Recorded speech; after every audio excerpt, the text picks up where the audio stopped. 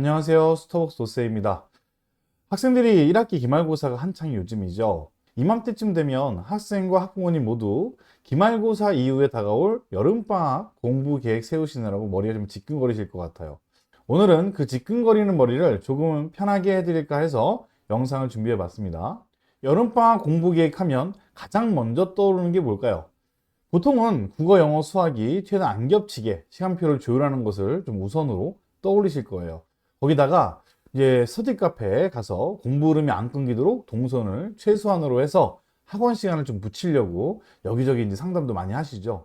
또 그렇게 생각하다 보면 의지가 약한 우리 아이 같은 경우에는 그냥 스카를 보내서는 안 될 것 같고 관련 독서실 한번 생각해 볼까? 이렇게 또 고민하다가 아니야, 그럴 거면 그 돈이면 좀 더 보태서 기숙학원 한번 보내볼까? 뭐 이런 식으로 또 생각하시는 분들 많으실 거예요. 제가 오전에 커피 사러 커피숍에 들르면 벌써 학부모님들 학원 소개받고 시간표 짜는 대화 소리가 여기저기서 많이 들리는 요즘이에요. 특히 1학기 중간고사를 망친 고등학생들 같은 경우에는 학원 옮기는 것도 생각을 해봐야 되고 이제 방학 동안 3주 특강을 들을지 말지도 좀 생각을 해봐야 되고요. 근데 큰 돈을 들여서 좀 기숙학원에 좀 보낼지도 생각해 봐야 되니까 고민이 아주 많으실 것 같아요. 그런데 제가 단도직입적으로 말씀을 드리면 그 계획은 대부분 학생이 성공하지 못할 가능성이 아주 큽니다. 아니, 아이 겨우 달래서 다시 제대로 해보려고 하는데 왜 찬물부터 끼얹냐고 하실 분들이 있으실 것 같은데요. 앞에서 말한 계획을 늘어놓으면서 다음을 다짐하는 학생을 제가 입시판에서만 20년 넘게 봤어요. 이맘때 학생들은 아주 큰 착각 속에 빠져 있어요. 동기부여, 완벽할 것 같은 특강 수업, 자습하기 좋은 훌륭한 스터디 카페까지 이렇게 공부에 필수 3원소가 갖춰져 있으면 성적을 반등시키면서 역전할 수 있을 것이라는 큰 착각이죠. 대부분의 사람들은 본능적으로 성공한 사람의 말을 따르려고 하죠. 성공한 입시, 공부 계획, 유튜브만 보더라도 스카이나 의대 합격한 학생의 공부 계획 관련된 영상 조회수는 어마어마하더라고요. 그런데 제가 학생들을 많이 봐온 결과 그 공부법은 절대 따라할 수 없을 거예요. 벌써 그 학생들의 기초 체력과 기본 실력에서 차이가 심하게 나요. 책상에 앉아서 최소 두세 시간은 꼼짝도 안 하고 집중을 하는 학생이 하는 것을 중위권 학생들이 어떻게 바로 따라할까요? 우리 헬스 영상 보면 살이 빠지던가요? 안 그러잖아요. 결국은 운동과 마찬가지로 본인이 스스로 하면서 좀 감을 잡고 적응을 하는 게 최우선인 거예요. 중위권 학생들은 오히려 절대 하지 말아야 할 공부법 영상을 찾아서 보시는 게 훨씬 도움이 될 겁니다. 공부는 그렇게 자신이 하지 말아야 할 나쁜 공부 습관을 찾아가면서 소고법으로 접근을 해야 더 좋아지는 거예요. 아이에게서 1학기 동안 드러난 실패 요인들을 제거시키는데 주력을 해야 한다는 거죠. 실력은 있는데 실수가 많아서 아쉬운 학생이라면 그 취약한 점을 고치기 위해 실전 문제들을 위주로 타이머도 켜고 시간을 재가면서 문제 푸는 속도를 일정하게 맞추는 연습을 방학 내내 해야 돼요. 개념이 부족한 학생 같은 경우에는 개념을 노트에 정리해가면서 개념 발상까지도 본인이 잡았던 기초 개념이 부족했으면 발상까지 잡아야겠죠. 그럼 발상까지도 개념서 한 권을 국어 3능 공부를 방학 내내 해야 되는 거죠. 여름방학 길어봤자 3주예요. 여름휴가 쓰고 나면 20일도 안 되는 시간이죠. 어떤 분들은 기말 끝나고 바로 진행할 거니까 4주 계획이다 라고 생각할 수 있겠지만 그 생각은 부모님만 그렇다는 것. 부모님들이 정신승리 하시는 거예요. 또 믿었던 도끼에 발등 찍히실 분들이 아주 많으실 겁니다.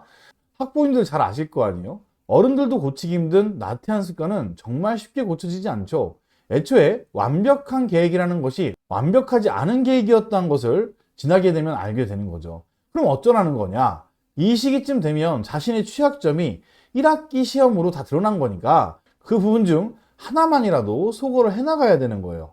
만약 취약점을 잘 모르겠다면 국영수 과목 중 취약한 과목 하나만 파세요.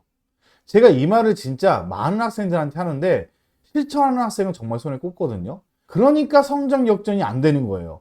지금 밖에 붙어있는 학원 광고들 한번 보세요. 다 뭐라고 쓰여 있죠?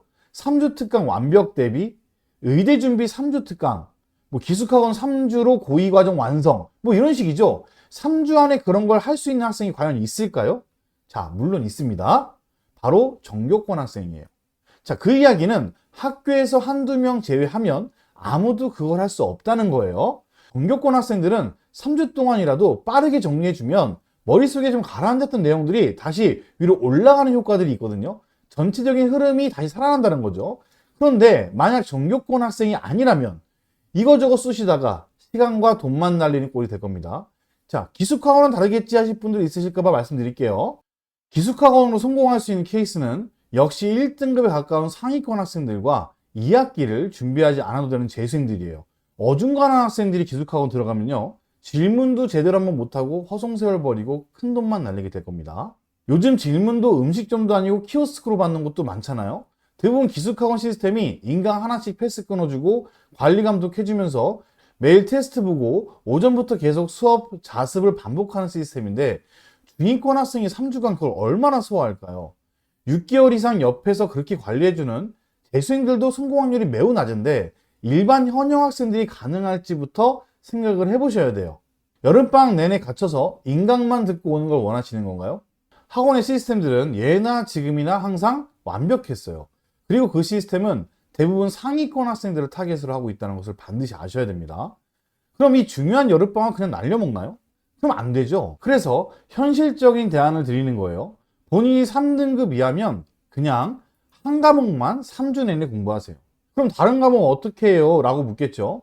계약하고 공부하면 되죠. 잘 한번 생각해 보세요. 앞에처럼 계획을 짜서 현재 국영수 333인 학생이 2가 되는 계획을 짠다는 것인데 여름방학 3주 만에 그렇게 되는 학생이 거의 없다는 거죠. 자, 442가 되더라도 하나를 올려놔야 돼요. 4에서 3 올리는 거와 3에서 2 올리는 것은 시간과 노력의 차이가 어마무지하게 크다는 것을 아셔야 돼요. 그 이후에 학기 중에 방학 동안 못한 과목 채우면서 332든 342를 맞춰 놓을 수 있다는 거죠. 거기다가 학생 입장에서는 주력 과목 하나는 있어야 고2, 고3까지 정신적으로 버티는 힘이 생겨요. 제가 이렇게 조언을 해주면 학생들은 아 그렇네요 하고 그렇게 한다고 해놓고 여기서 학생이 되었든 학부모님이 되었든 야 그래도 여기서 한 과목은 더 추가하자. 우린 투트랙으로 가자. 여기에 관련 도서를 한 개만 더 추가하자. 뭐 이렇게 또 조금씩 살을 붙입니다. 결국 또 그렇게 3주 지나가 버리면 뭐 처음 계획처럼 된 거니까 또 아무것도 제로 된 게 없이 학기를 맞이하게 되면서 엄청 후회하고 있죠. 그래서 제가 이렇게 말씀을 드려도 한 과목만 판다는 것이 절대 쉬운 게 아니에요. 진짜 엄청난 용기가 필요해요.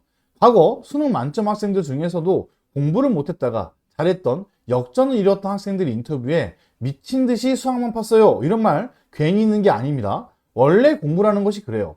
전체적으로 성적을 올리려고 하면 이미 그 학생은 초등, 중등 때부터 엄청 성실했어야 하는 거예요. 그렇지 않은 학생이 갑자기 그걸 어떻게 따라서 합니까? 최소한 제가 20년 넘게 학생들을 가르치면서 중위권 학생이 성적 역전시킨 학생들은 대부분 한 과목에 올인하는 시간이 있었어요.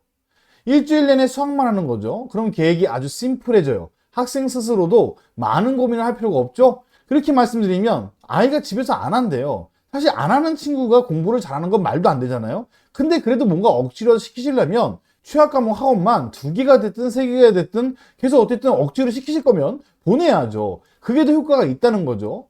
단 우선순위는 특강하는 대형 학원보다 우리 아이 수준을 좀 잘 맞춰줄 수 있는 동네 공부방이나 작은 소규모 학원으로 보내시는 걸 전 추천드려요. 그게 훨씬 효율적이거든요.